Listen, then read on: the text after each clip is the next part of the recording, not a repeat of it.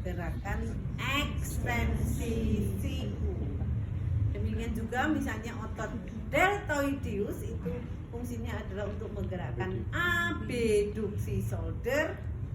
Kita bisa mengulur otot deltoideus dengan cara menggerakkan ke arah adduksi. Cuman kadang-kadang itu bisa tepat, tapi juga kadang-kadang tidak. Kemudian kita juga kadang-kadang ketemu otot yang mempunyai dua fungsi, atau dia mempunyai fungsi di sendi A sebagai ini, di sendi B sebagai ini.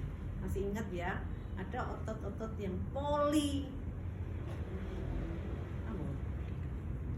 melewati dua sendi itu namanya apa? Politis.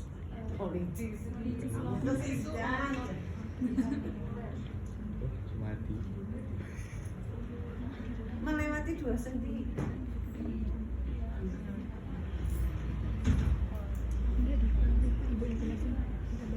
Ya, yo sampai kok piye to, Bu? Ujian kan iso untuk 100 iki piye? Ujian suruh dapat 100 gimana? Semuanya lupa. Kayaknya poliartikuler ya. Melewati dua sendi. Contoh, misalnya otot rectus femoris. Rectus femoris bagian dari otot apa? Quadriceps femoris. Bagus. Quadriceps femoris terdiri dari 4, yaitu vastus lateralis, vastus medialis, vastus intermedius, dan sama rectus femoris. Vastus ini hanya melewati satu sendi lutut saja. Sedangkan rectus femoris melewati dua sendi, yaitu sendi panggul atau hip joint dan sendi lutut. Sehingga tepatnya kalau kamu melakukan penguluran pada otot rectus femoris, itu berarti kamu mesti menggerakkan atau memposisikan dua sendi tersebut. Ya kalau tadi cuma fungsinya kan bisa aja kamu hanya rectus femoris untuk extensor lutut, berarti saya tinggal memfleksikan lutut. Padahal dia juga melewati sendi hip, sehingga harus sendi hipnya juga harus dipikirkan ya. Kebetulan rectus femoris itu sebagai penggerak untuk sendi hip, sebagai penggerak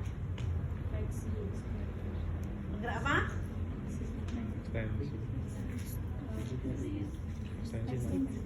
Kalau satu bilang fleksi, satu ekstensi itu sesuatu yang sangat berlawanan. Nah, berarti kita bisa putuskan bahwa anatominya bingung. Jadi contoh, kamu tahu nggak? Bicep di sini, tricep di sini, mosok bisa nyebut fleksi, bisa ekstensi. Berarti kan jelas ini sudah nggak ngerti tempatnya di mana.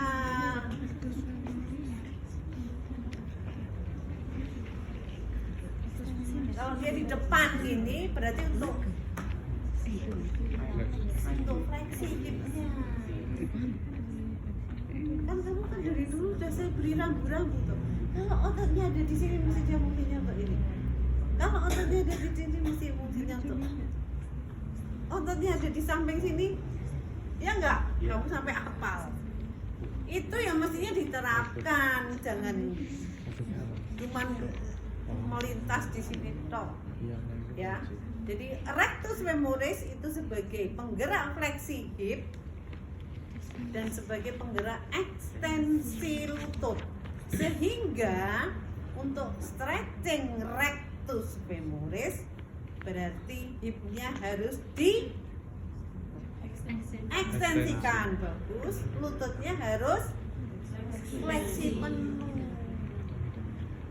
Ya, jadi kalau kamu melakukan gini toh, ini nggak benar untuk rectus femoris. Ini harus ekstensi, ini harus fleksi. Jelas? Jelas. Ya, sebenarnya kan gampang banget. Ya. Terus tujuannya apa tuh kok kita perlu stretching? Kita perlu mengulur. Tujuannya apa? Mengulur otot. Ya memang stretching untuk mengulur otot. Kenapa kok ototnya mesti diulur?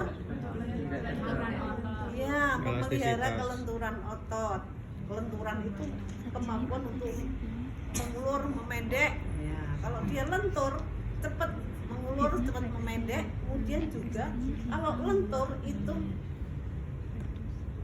mengurangi resiko untuk cedera otot. Ya, ini segini nggak ada yang nyatet, makanya ujian nggak bisa. Nyatet di mana? Di HP. Mukanya gini-gini, gimana bisa? Kamu anatominya dapat kamu kemarin ujian dapat berapa, Mbak? Nggak tahu, ikut remedi nggak? Sudah membuktikan kan?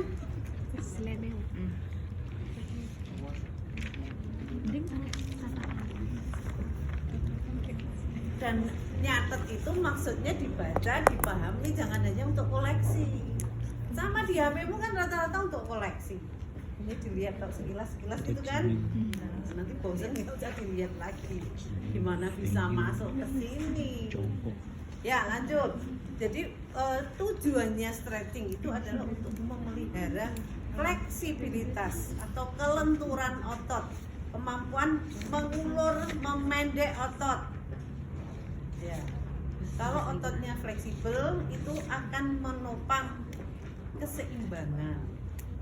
Salah satunya menopang keseimbangan. Kalau kamu masih muda begini, tidak pernah kena problem keseimbangan.